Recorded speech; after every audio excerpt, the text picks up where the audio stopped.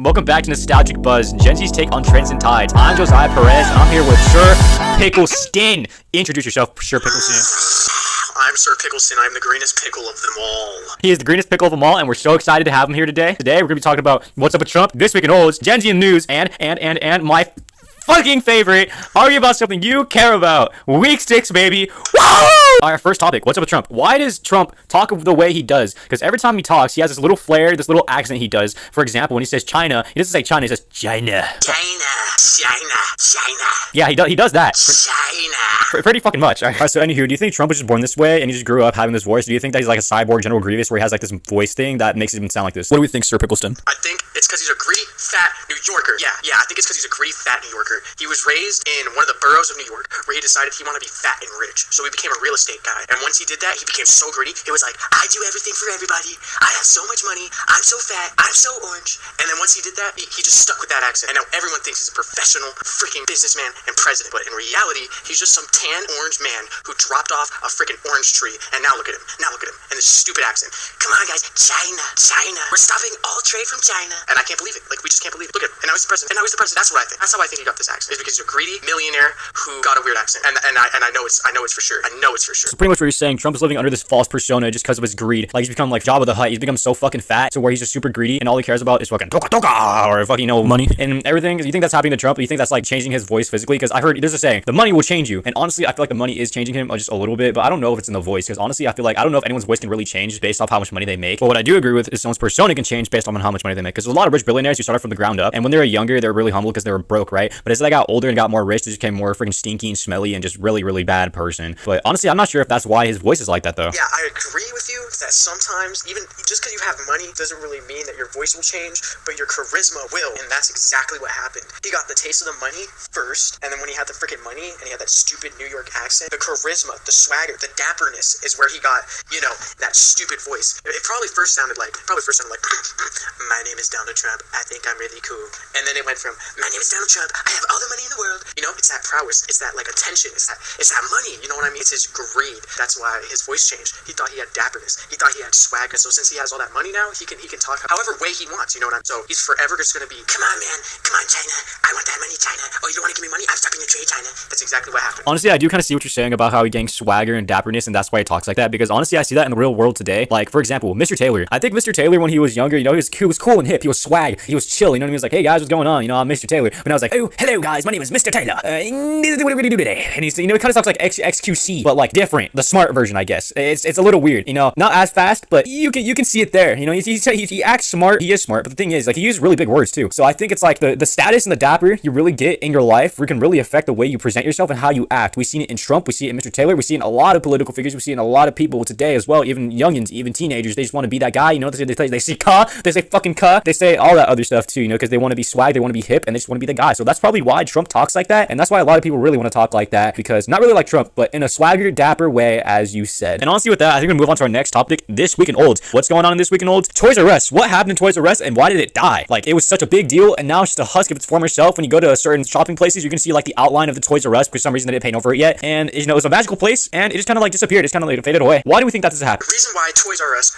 freaking shut down is because these little freaking kids, these freaking little assholes, wanted to freaking do consoles only, like Nintendo Switch, the PlayStation 5, the PlayStation 4, you freaking name it, yo. They wanted these freaking video game consoles so mother freaking bad, because those Mario toys, yeah, fuck that. Mario toys suck. They fucking suck. They're poorly built and they fucking suck. Also, Amazon, eBay, Etsy, and I don't know what else, but they started taking the market way better than Toys R Us. Why? Because Sir Pickleton said so. And I have evidence. In 2016, when eBay got its first big break, Toys R Us market went down the motherfucking shitter, yo. And now look at it. They went mother freaking bankrupt. I don't even know how this happened, but you know what? It happened, and frick that fucking giraffe. I hate it. Okay, well, I never knew you were so anti-Toys R Us, but I don't think the plastic and the quality that the toys were made actually has really any deal of why that Toys R Us closed down, because there's a lot of cheaply made toys that are in toy stores, and they're still alive today. Like, there's some toys that are not even in toy stores that are still alive today. Like the dollar store, they have some toys in there. It's very cheaply made. It's a little toy section, but it's still open. And honestly, I think it's mainly just because of the video games. Because honestly, everyone at a certain age started going on TVs and social media and video games at that point. So they started going to GameStop and all that kind of stuff. And Toys R Us kind of sat there in the back. Because honestly, anyone would really just go to Toys R Us for like Christmas and like if they wanted like a ball or like a football or like a basketball or something. So honestly, there's really like no market for Toys R Us. And even when like Nickelodeon tried to bring it back with all those ads saying, "Bring back the magic, bring back the magic, please," no one still went because no one really wanted toys. It's one of the latest video game like the Nintendo 3DS or something like that. So honestly, that's why I think Toys R Us really closed down because it didn't become Toys R Us anymore. It became Toys Are Still Here, and you don't really want them, and we're gonna stay open until someone actually wants them, which never happened. And that's why there are empty stores that have been replaced by Ross or a fucking Cheesecake Factory. I don't fucking know, but yeah. Okay, you know what? I'll give it to you this time, Josiah Perez. Sir Pickleton agrees. I definitely think Toys R Us just didn't have the market, and I think Christmas has some better options. You know, maybe like some eBay or some Amazon. You know what? I think that's gonna do it for Toys R Us. Sir Pickleton hates Toys R Us, and I never want to see it come back. It can stay in Canada. And honestly, with that, we can move on to our next topic.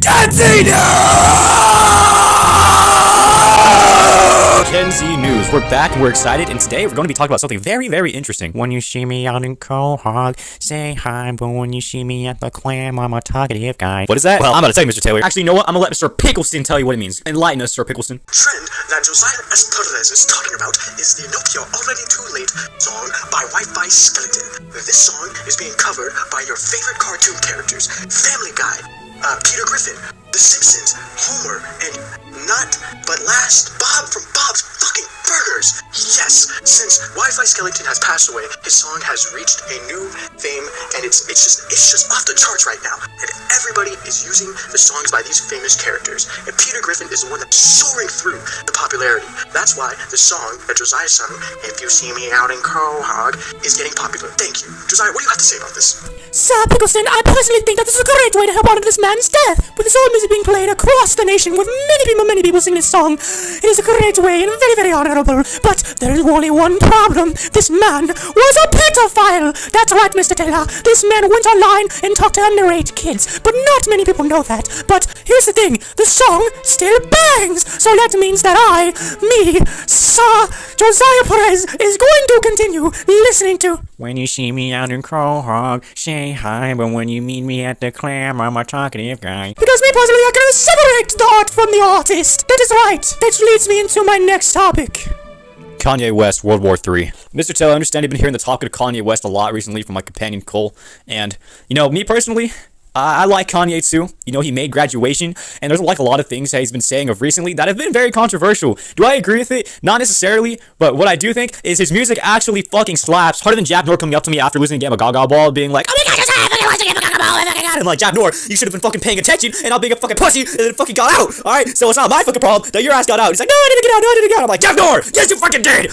But that's besides the point, because we're talking about fucking Kanye, and that's how hard it slaps. And Mr. Taylor, I know you might not think that, but I'm here to convince you why. And I'm talking about World War III specifically, because Kanye is not Kanye anymore. He is Ye now, and so I'm going to continue to refer to him as Ye now, as I should. And so here's the thing, Ye, he's going through a lot, man. Like, he lost his mom, and that's probably why he's being like this. Because apparently there's like this mental disorder to where if you lose someone very close to you, you become mentally ill. And I think that's probably what's going on to him. And it might just not be that. It may just be a big whole publicity stunt to drop this incredible album that he may be like postponing. But I'm not sure about that, because he, in the song, actually says some pretty good stuff, calling out the Epstein Island in that, right? Which is a good thing. And he's like, "Why'd you go to the island? Why did he go to that island? He should have gone to that island," as I said in the song. And also, he makes a really good point saying, how can he be Hitler if he's a fucking Nintendo? So honestly, I think this might be the best quote of our time, because honestly, it's like reminiscent of the story of Star Wars. He's like Anakin Skywalker, but he's falling to the dark side. He's becoming Darth Vader, but he still has that heart inside him because he has a kid and he has his ex-wife Kim that he probably still loves, and he definitely loves his daughter Northwest. So, Sir Pickleston, I ask you, what is your take on this?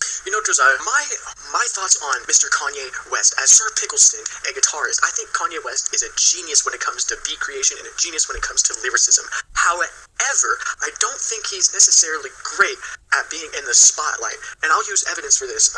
When he criticized the Jewish people and he said that he liked Hitler, these things are very bad for his image and it's very hard to support. But I will still say that even though Kanye West is kind of in a bad headspace right now and is clearly not well, his fucking music still slaps, okay? There's nothing about it that is not catchy. There's nothing about it that's not good. He's got great beats. He's got great fashion still, all right? Go to his clothing brand. He's got amazing stuff. So that's what I personally think. I think that Kanye West is a genius with music, but he's not in a good enough headspace to be making tweets and to be doing other things, like opening an LA building for Nazi meetings. That's my take on that, Josiah S. Perez.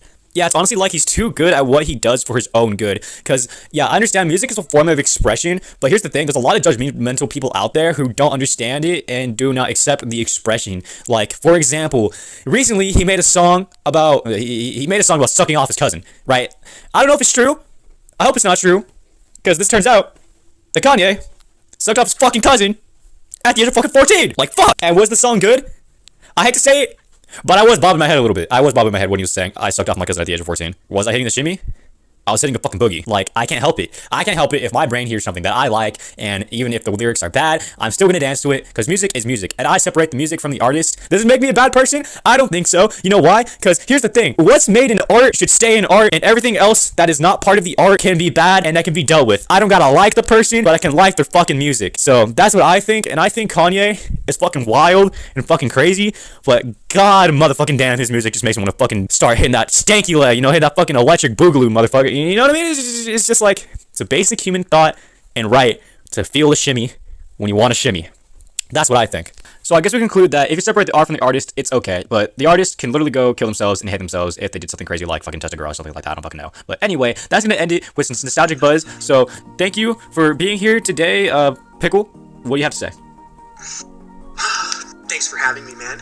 And, I'm not Sir Pickleson. What? This is not Sir Pickleson. Huh? This is Dylan. Yeah, I tricked all of you. What? I hate you. You said I was boring and too podcasty. How dare you? I know this was entertaining. Because it was me all along. I freaking hate how you disrespected me, Mr. Taylor. Frick you, man. Alright, that's about it. See ya.